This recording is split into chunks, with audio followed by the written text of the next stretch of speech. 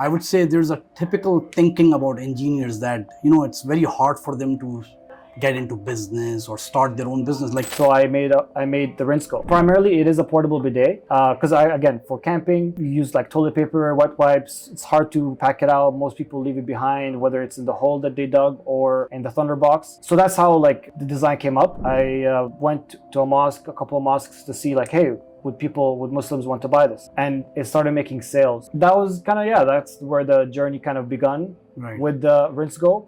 And looking at the product here, I have the product here, and it's something that fits on a bottle, and it's a water sprayer. That's what you corrected me. But it does give the first vibe that anybody would get is that it's a bidet. Is the idea came to you because you were trying to solve a problem, as you said, or the idea was to solve a problem and then you diversified this product to else market? And this is not even a prop or anything. This is literally my unit. Yeah. Keep it in my pocket with me everywhere I go. Right. And that's the main draw that I liked.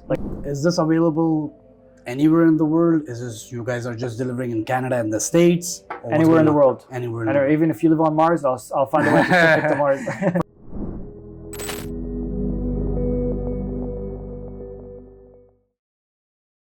Hello everyone, and assalamu alaikum to another podcast. We have a very special guest today, and we will be talking about hygiene, sustainability, and a product which takes cleanliness to a whole new level. We have Mr. Ali, who is the founder and CEO of przrve, and thank you for joining us, Ali. How are you doing today? I'm doing great. Thank you, Ahad, for having me on your podcast. It's gonna be an interesting conversation. Great. So Ali, first let us know about your background. Why are we here? What brought you here? What's the story? So ever since I was a kid, my father was in construction. He built his own factories, built his own stuff. So I was always in construction. I really liked Legos as a kid. So that coincidentally ended up, I went to civil engineering. Right. Graduated, went into high-rise construction, did a bunch of building, but then I started realizing you're kind of stuck in a loop. Even though civil engineering and construction in Canada especially, it has a good compensation. Right. But you're always stuck in a loop of go to work, pay your bills, go back to work, pay your bills. Yeah.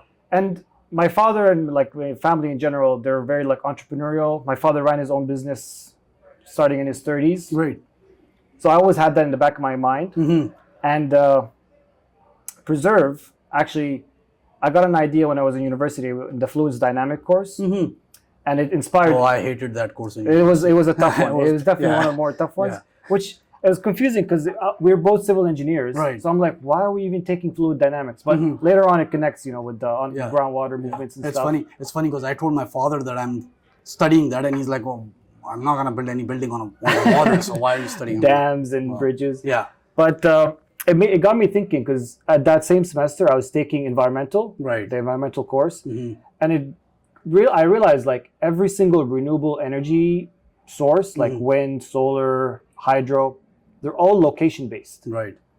And not every place has a waterfall or has lots of space with lots of sun or lots of space for wind, like a windy area. Right. So I started kind of thinking around a way to generate green energy without being location dependent. And that project, since that time, 2017, 2016, I got the idea, and I've been working. That's my flagship. That's the main goal for przrve. But life kind of you graduate, you realize, okay, this is kind of it's basically the idea is energy production from organic waste. Right. I would, go into more detail, but I'd have to get you to sign an NDA, so we'll leave that to the side for now. Right. But yeah, I was like, okay, I just graduated. Let me get a job, get some experience, and time flies. Right. Somehow 4 years passed, I moved to the next job, bigger construction. So what kind of job were you in? High-rise construction. So I was managing, ordering the concrete, ordering the steel, coordinating all the day-to-day tasks for. Right. So actually construction site job. Yeah, nice. On-site, physical. Right.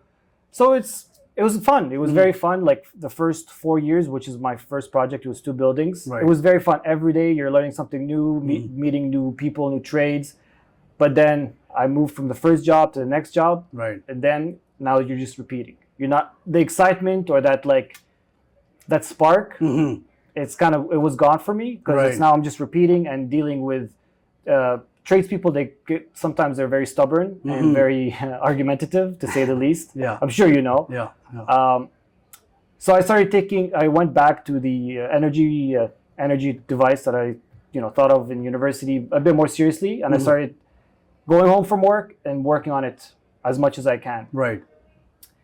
But then, life happens again, and October 2022, I think it's 2022, October, Gaza war started, and I'm Palestinian, my background. Okay. So I got my papers, I was let go basically. And instead of looking at it as a negative sign or looking at it as I'm being oppressed, I saw it as a sign from God or a message from destiny or whatever you want to call it, that this is the time I need to go on my own and it's start funny because actually somebody else was here and they said the same thing. They're like, I lost my job and that's where I got the push to start my business. You have to get a kick. I actually was struggling with the last job because it's like a golden cage. It's good compensation, good benefits, but you're stuck. Right. So that kick gave me that push, like you said. Right. And I was doing it full time, working on prototyping the turbine, prototyping a bunch of other aspects of it. But what comes with prototyping is mistakes. Right. And when you're being an entrepreneur or you're designing a new idea, you can't be afraid of mistakes. Right. Because if you're afraid of mistakes, you're not going to do anything. Right. And my mistakes were CAD oriented. I taught myself 3D. I knew very basic 2D software from university, but I taught myself 3D CAD. And I went into the details of electronics and electrical generation and all of that. Right. So my mistakes were time on CAD software, which is I had the time, and I got into 3D printing to print the prototypes, physical stuff. Filaments very cheap, but then the cost started adding up when I was starting to buy copper because I was winding up my own generators, and that's when I realized I have my savings, I made my plans. But I can't keep making these mistakes because now every mistake has a dollar value to it, and it was exponentially more and more expensive. Right. So I started thinking of okay, I'm not gonna abandon this idea because this is what I want to do. This is my purpose, my calling. But I need cash flow. I need something exponentially more simple, something I can do myself, something I can do right now. Yeah. And it's funny, the product that I'm working on now, that I'm focusing on, was completely by coincidence. By coincidence. Right. Now, Ali, I have a question because we both are from engineering background. Yes. And there's I would say there's a typical thinking about engineers that it's very hard for them to get into business or start their own business. How was that journey? Let's talk about a little about business. Yeah. How was that switch? Honestly, it was a bit tough. It was a bit tough because one of my worst courses that I didn't like in engineering was economics. Right.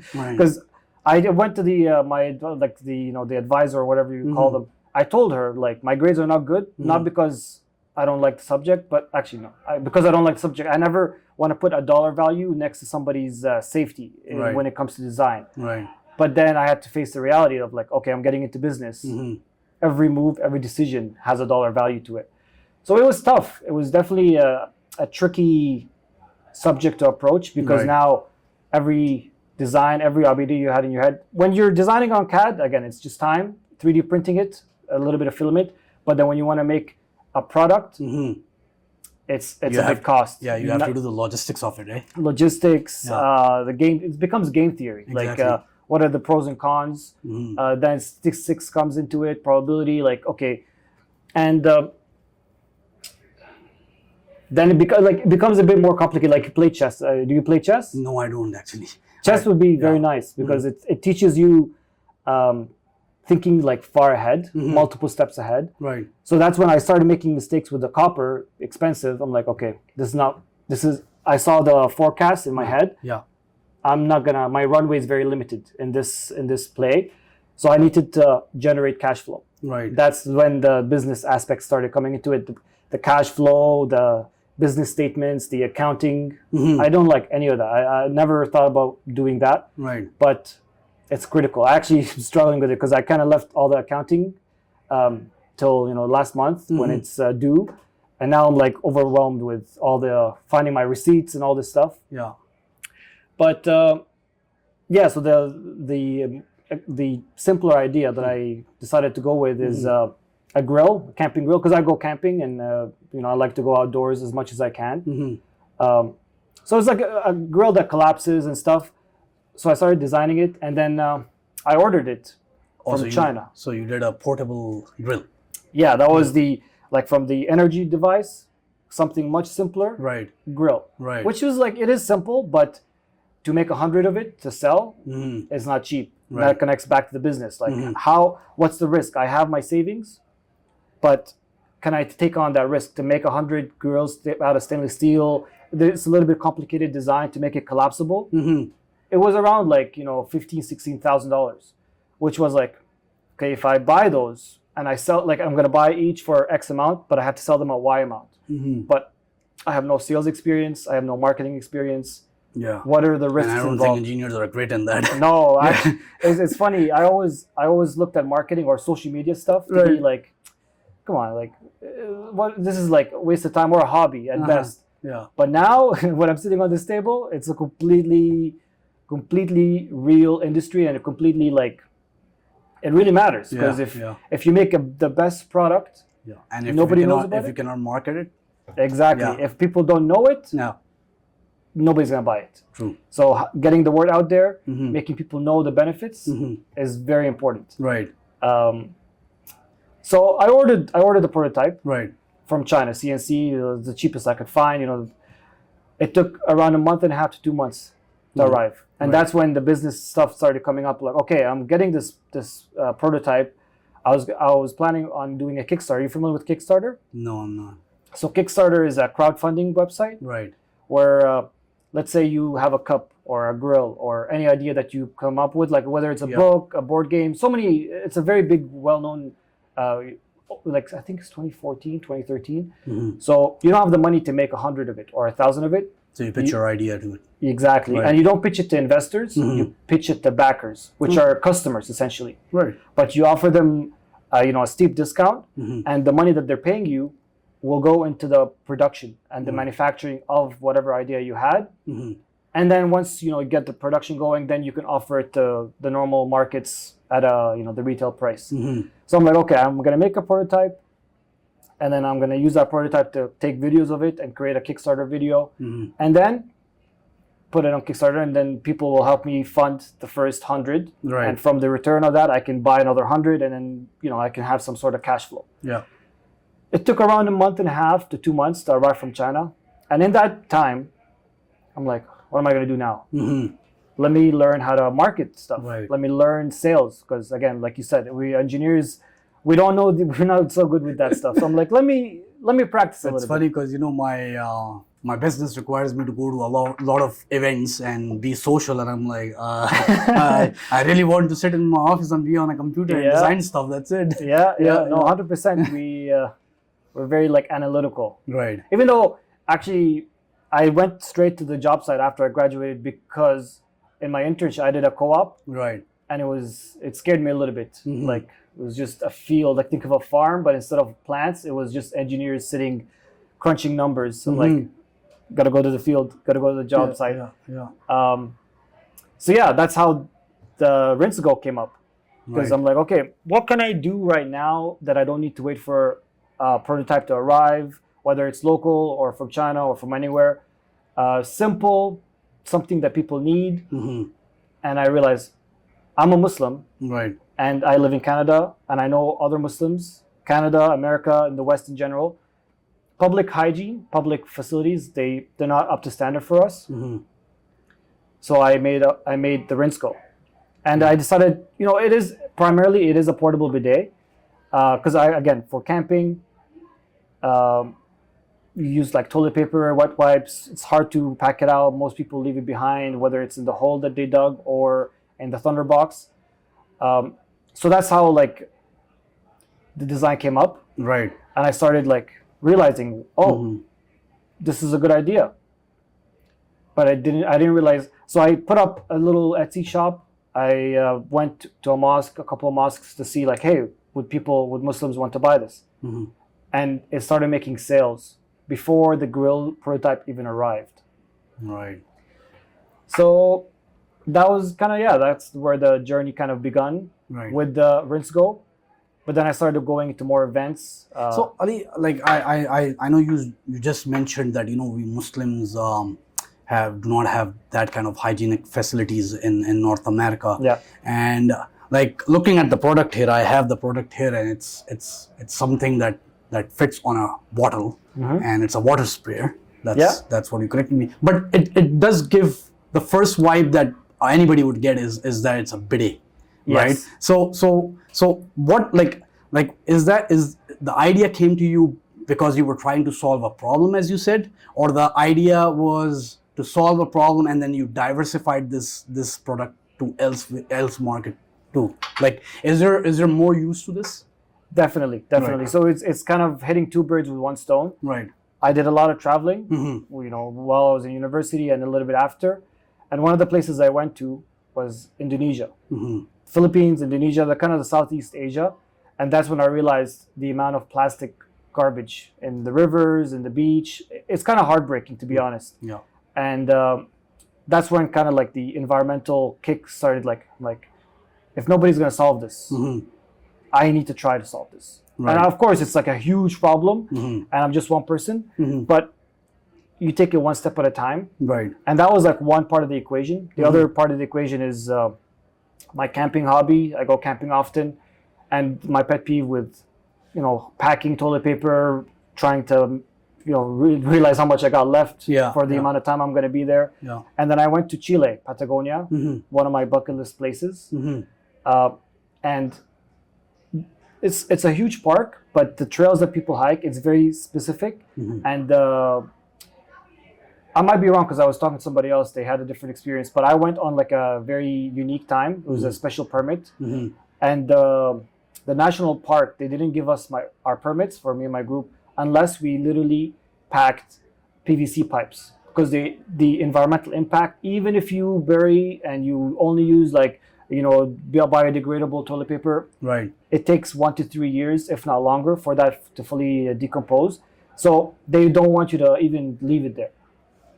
So combining all these, like my travel experience with my environmental passion, it all accumulated to a portable bidet. It started off as a portable bidet. I'll be frank with that. Yeah. But then I started going to more events, and people started suggesting different use cases. Like first so aid. what gave you the idea to make it to fit a water bottle? Because you told me that that can fit any plastic water bottle out 99%. there. So what was that idea? Like, why? Because I know there are bidets or there are water sprays out there where they come with a bottle and there's like a hose to it, and you can use it. So what gave you this idea? Because my philosophy in product design is solve a problem for yourself. Like, let's say you're coming up with a product. Right. What's a problem that you have every day that you would love to find something that would address that problem? Yeah. That's how I did it. Right. For me, I don't usually walk around in the city or day to day with a bag or like somewhere to put those already existing products. Right. And this is like not even a prop or anything. This is literally my unit. Yeah. Keep it in my pocket with me everywhere I go. Right. And that's the main draw that I liked. Like the fact that some people have bags, some women, most women have purses with them. Right. But guys, day to day, we don't have a lot of space to put a full a dedicated bottle with the nozzle. We don't have that. Makes sense. Yeah. And again, I had the same problem because I actually ordered it once, and I was like, I'm not carrying that like everywhere. Yeah, it's kind of a little bit embarrassing. It's not that discreet. It's like, why is he going to the bathroom with this like awkward thing? Right. So that's why I made the Rinse Go Light to be as small as possible. Right. So you can fit it in any pocket. You never have to worry about it. And yes, it connects to 99% of bottles. But I'm currently working on actually a collapsible bottle. So, because again, back to that philosophy of a problem that I have. So now I have the unit. If I get a bug in my eye when I'm hiking, if I get cut and I want to clean the wound, if I catch a fish and I accidentally drop it, the fish fillet, I drop it on the ground before I put it on the grill, I can wash it. So that's the different use cases that I started coming up with afterwards, which is why now I call it the Rinse Go portable sprayer as opposed to a bidet, because it has many different applications. It's funny because you were telling me just before we started is that people put sauce on their food with this. Yeah. So there are two different models I have here. So the large one has two. Let me show you. Yeah, sure. So the large one has a shower nozzle for multifunctional use, and then you just twist the cap, and there's a direct nozzle. Oh, nice. If you want something a bit more pressured, right, to clean whatever you want to clean with. Right. So yeah, I started going to more like events, more expos to showcase the product and kind of, practice my sales. Yeah. Which is a work in progress, as you could tell. Right.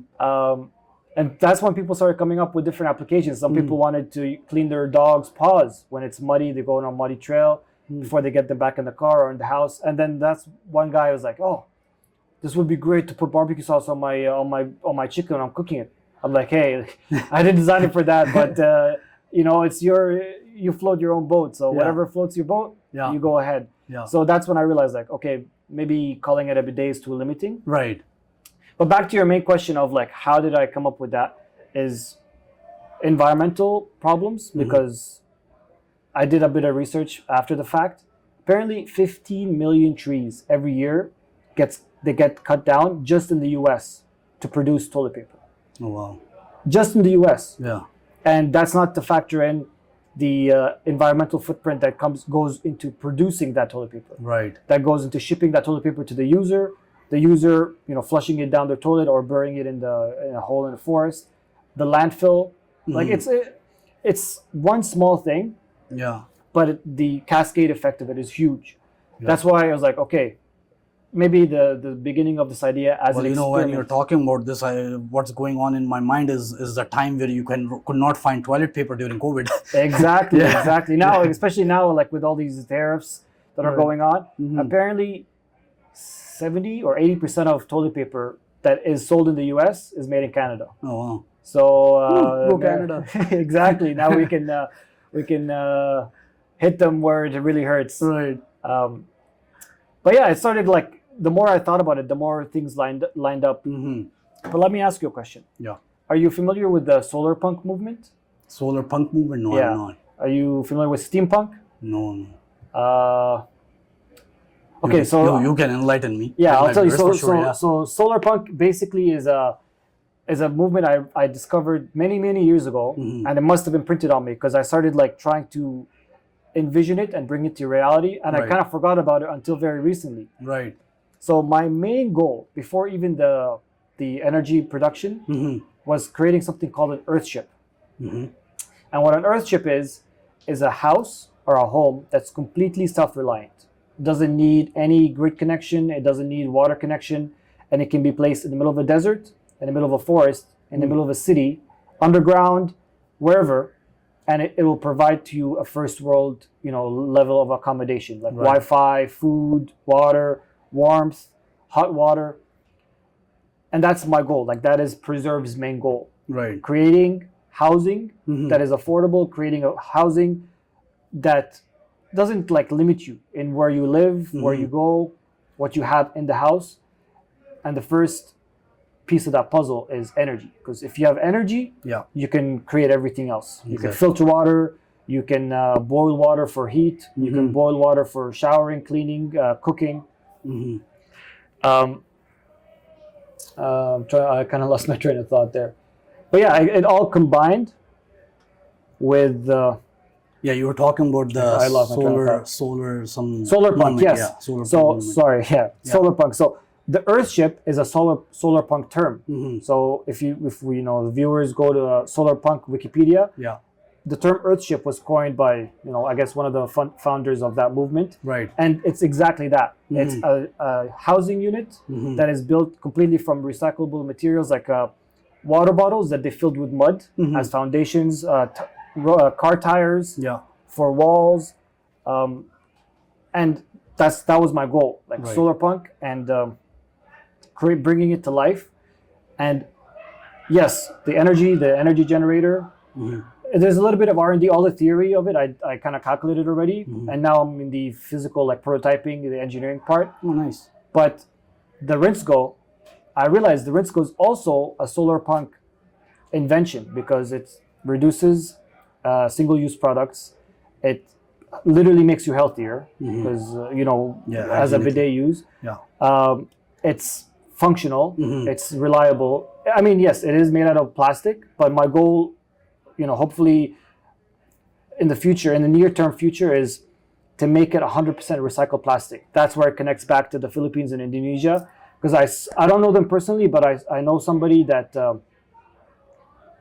is, I think, British or Australian, went to Indonesia, and they would set up nets in the riverways. Right. That is like, you can't even see the water from how much plastic there is. They would put a net. They would collect all that plastic, whether it's cups, bottles, plastic bags, all kinds of garbage. They would take that all, melt it down, and injection mold beach furniture and hostel furniture like seats and tables. And I really that's my next goal after the collapsible water bottle. So with the collapsible water bottle, two questions. One is because you said that you're trying to create a product which is easy to carry. My question is even if you collapse a bottle, it's gonna be more than how we can travel with this, right?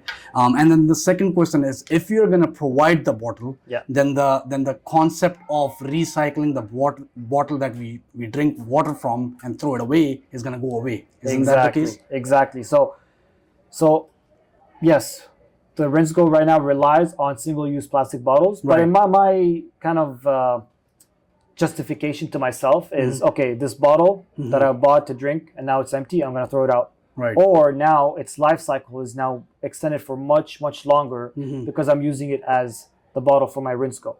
So already a product that would have been already in a landfill is now being used for another 6 months to a year, depending on how good the bottle that you bought. Right. But at the end of the day, that bottle is going to get crushed and you're going to throw it out. And again, back to solving my own problem. Yes, I have my unit with me wherever I go, but I don't have space to put. I don't always have a water bottle with me, and I don't want to have to go buy a water bottle every time nature calls. Yeah. So a collapsible water bottle. I am on prototype number 3, final design. First design, it rolls up literally this big. No way. Literally this big. I should have brought them with me, but it skipped my mind. Yeah. But it's literally it's basically a silicone bag. So even silicone, it's very durable. If you don't lose it, you'll never have to buy another one. Right.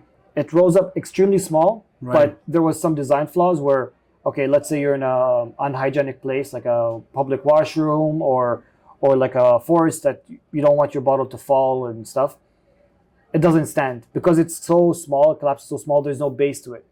So that was okay, this is good. I can put it in my pocket, but when it comes time to use it, it's still So I guess the simple answer is that you are working on a design which is going to fit the pocket. Exactly. Great. Exactly. I'm gonna make it as small as physically possible. I'm gonna try and hit that same dimension. 5 centimeters by 10 centimeters size. Right. The second prototype solved all of the initial problems of the first prototype. So it now has a base. It can stand on its own, whether it's empty or it's full. Because also part of the first prototype is when you use it a little bit and you put it back, it flops because it was standing because of its own pressure. Right. Like the water pressure. So the second prototype solves all those problems, but it's big. It's around a little bit too big. Right. So now I'm working on the final prototype to make it best of both worlds, and it solves my problem. And hopefully, if you were to get the rinse go, it'll solve your problem as well. No, it will. It will for sure. If it fits a pocket, it's a no-brainer, I believe. Yeah. Now, Ali, one quick question before we go further. You're talking about all these designs. Again, I'm pretty sure you have patented these, and nobody can copy these. No. Okay, so you have a patent. Patent is pending. Yeah. Okay. It's already been filed because it's kind of sketched me out. Can't even talk anymore. It sketched me out a little bit because when I started going to the expos, when I started going to the shows, people that see it, they're like, "Oh my God, this is such a good idea. Is it patented?" Yeah. Initially, I was bluffing them, Right. just to kind of take the idea out of their head. But I realized, okay, clearly there's a gap in the market. People like the idea. So it's worth, back to the business point, spending the money on the patent to kind of secure the rights to it. Right. So yeah, it is patented. I'm happy to say. Great. Now, coming back to the business aspect to it, like, what do you like? What do you think is gonna be a success for this brand? Like, where do you see this brand in the next couple of years? Like, what would be where you say that, hey, you know what, I really hit it off and this is successful? Making a first Earth ship. Okay. Making the first Earth ship because the Earth ship already exists. Like, again, if people Google solar punk, they're gonna see a lot of Earth ship designs that are current. But I want to make something that is mass produced, because I think my calling or my purpose is housing. Like, isn't it funny how every organism on this planet has somewhere they can feel safe, warm, protected from the outside world, right? Except humans. So, Ali, one question I have for you is, like, what keeps you motivated, or what inspires you to do this every day, right? Like, because as you said, you lost your job, and then there was a product you were working on. It took 2 months to get here. So at that time, I'm pretty sure there would be financial and emotional pressure. How did you cope up with it? I mean, for sure, like, losing your job, something you've gotten used to, a steady paycheck. It's definitely difficult. But I'm gonna tell you something maybe a bit controversial or not common. I don't rely on motivation. Right. Because for me, getting motivated is like a bonus. It's something that's like extra. Right. But what's the fundamental, or what's the foundation is discipline. Because without discipline, motivation comes and goes. Sometimes you wake up, you don't want to do anything. You don't want to do anything that you don't want to get out of bed. But if you have discipline, whether you're sick, sick, your focus is getting healthy again. But if you're tired, sleepy, feeling a bit down, not in the mood, you want to go do something more enjoyable, like gaming or whatever you do for fun. Right. You need to set the time to be productive. Just like go, and whether it's sitting on your desk, on your computer, or going to the field, doing testing, going and doing something, getting started, that momentum, like it's inertia, once you're static, right, it's hard to start. Right. But discipline gives you that like explosion to start. Like you start moving and then things are rolling. You're seeing progress. Your prototype, your second prototype, you made a sale, your website design is finalized. You start seeing progress. You start seeing progress.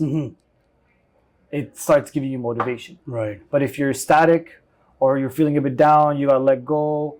The weather outside is bad, or it's like a negative feedback. Right. You have to do everything you can to push yourself out of that space into a more positive and productive space. And sometimes motivation doesn't fit the bill. Yeah. Discipline.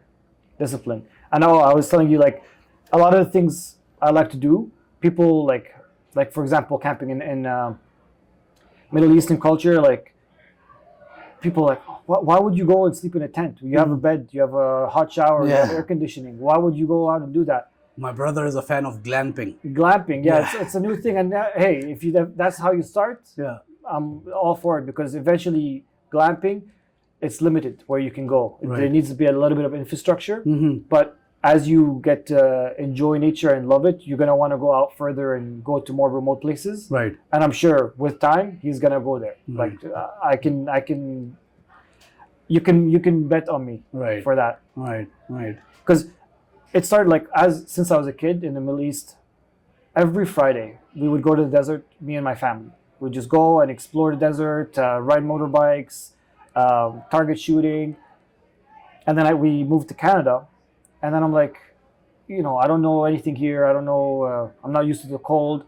But then I taught myself how to go camping. Like, the first trip I ever went on was me and my two brothers. And we froze. It was like, I think, late spring. But we were me and my two brothers, we had 2 sleeping bags. We were like, how cold can it be? Like, we don't know anything.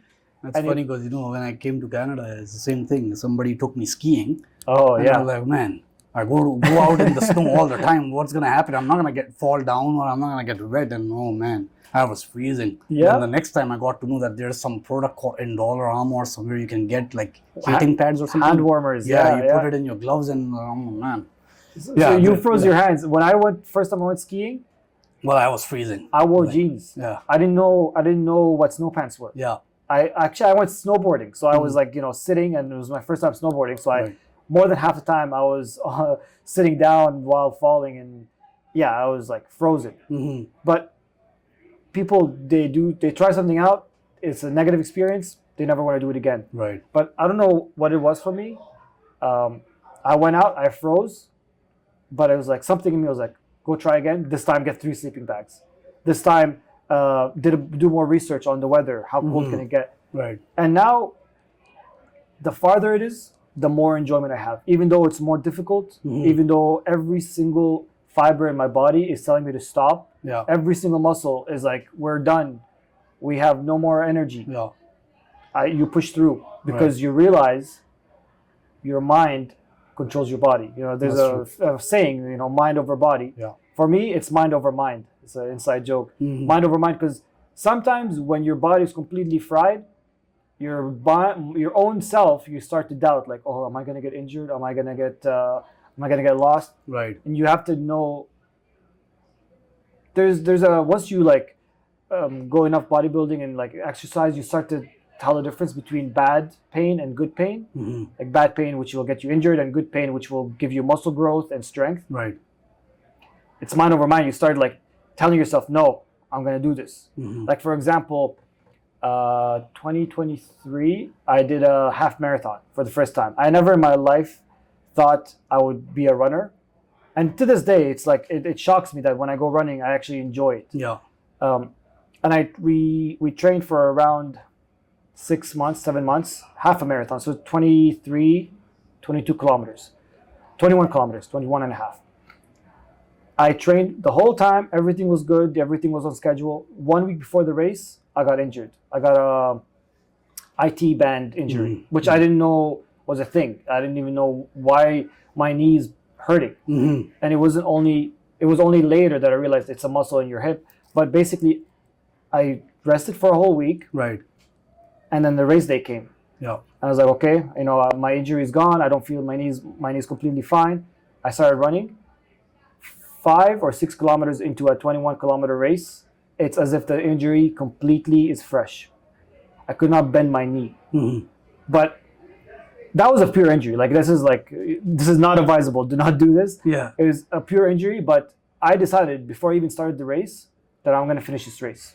At that point, I didn't really care about my time, but I'm going to finish the race. And my tendon in my knee was being shredded because of my injury. But I was like, okay, I can't bend my knee. I'm going to finish this race without bending my knee. And it was kind of funny. I felt like I was in SpongeBob, the pirate. Right. Because I was running for around, 15, 14 kilometers with one, leg. with a stump, with a stump leg. Yeah. And I finished the race, thankfully.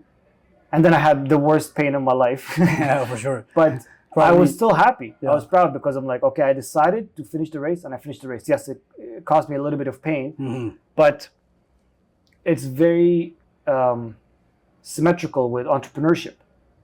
And if you don't do something that you really enjoy in whatever space, whether it's tech, software, physical products, a service, if you don't really enjoy that and you're really passionate about it, when that pain comes, and it will come, that's something that is definite. Oh yeah. And I've struggled with it many times, and I've overcome it, and I'm sure more is on the way, because there's a long way to go still. Yeah. Discipline, knowing deep within yourself that you will make it, you will finish that race, you will get to where you want to be. Way more important than motivation, in my opinion. That's great. That's a great advice. Ali, one last question, and then we'll wrap this up and I'll let you go. Is how and where do we find your product? Where can we get it from? And what are the next things that you are thinking of adding to przrve? So right now, the main product for Preserve is the RinseGo, and you can find it on rinsego.ca. Okay. You'll find the RinseGo Lite, the RinseGo Duo. My next steps currently, hopefully within a week, 2 weeks, I'm going to launch the Kickstarter campaign for the collapsible water bottle. Nice. So that's the next edition that's coming up to completely remove the reliability on single-use products, whether it's wet wipes, toilet paper, plastic bottles, many other things. Right. So that's the next step coming up, and then right after that is 100% recycled plastics instead of ASA. Because yes, ASA, very strong, very durable, will last a very long time. But at the end of the day, if you lose it, that the RinseGo became plastic garbage. If for whatever reason you stop using it and you just misplace it, it's still plastic garbage. So I want to make it a net zero. I want to clean the ocean, clean the rivers, and make a good product, similar to the beach chairs we discussed earlier, where you're cleaning something, you're removing a waste, and you're producing something that has value for somebody that wants portable hygiene or somebody that wants a first aid tool when they're outdoors. You took something that's wasteful and you made something valuable. And that's kind of the whole vision of Preserve and the main Earthship idea, where I'm literally taking human waste and producing energy and making something, literally energy. So this is kind of my whole quest, you can say. Great. There's a quote that's another man's garbage. One man's garbage is another man's treasure. Sure. And I was thinking, like, what's the main thing people get rid of? It's actually a problem. Governments, municipalities have to deal with this waste management, because if you don't, you're going to end up with the Black Plague, like the Dark Ages in Europe. Right. You need to clean the water. You need to clean this thing that every human produces, whether it's in a city of 10 million people or a town of 300 people. Right. You need to manage that. So if we can take that and make energy from it, you don't need to rely on solar. You don't need of course, all these things would be a bonus, but if you can reduce waste, literal waste and metaphorical waste, and create something valuable, whether it's plastic bottles that's floating in the ocean to make it a valuable product, or farming waste that could infect water systems and make energy from it so you can warm your house. That's the goal of Preserve. Perfect. Now, one last question. Is this available anywhere in the world? Is this, you guys are just delivering in Canada and the States? Anywhere in the world. Anywhere. Even if you live on Mars, I'll find a way to ship it to Mars.